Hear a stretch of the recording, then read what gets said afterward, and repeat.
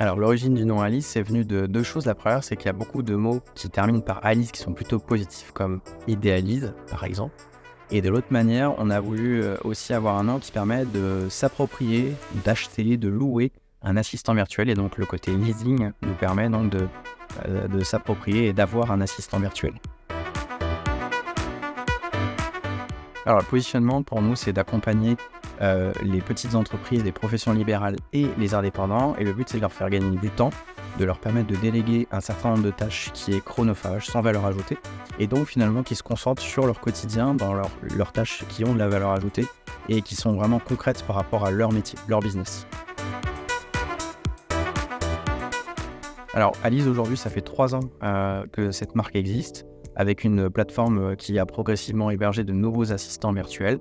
Elle est en constante progression. On a l'équipe qui s'agrandit également, avec plein d'autres idées qui vont arriver sur l'année 2023 et 2024.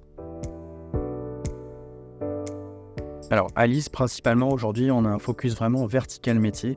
Donc, on a essayé de détecter des métiers dans lesquels il y avait des problématiques au niveau du gain de temps et de la gestion administrative opérationnelle. Donc, on a commencé à travailler notamment avec les professionnels de la santé non conventionnés, avec lesquels on a travaillé pour les équiper d'un assistant virtuel pour leur faire gagner du temps, notamment sur leur gestion de la facturation et la gestion patientèle.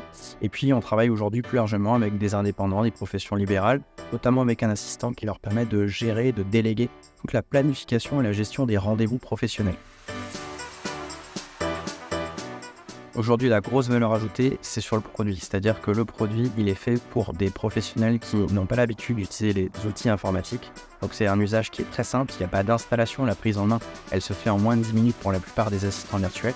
Et le deuxième point positif, et ce qui est sur lequel on est souvent plébiscité, c'est la partie support client. En fait, on est très flexible et très agile. On sait que les professionnels travaillent assez tôt ou assez tard, ont des questions qu'ils peuvent aussi poser par mail, par WhatsApp.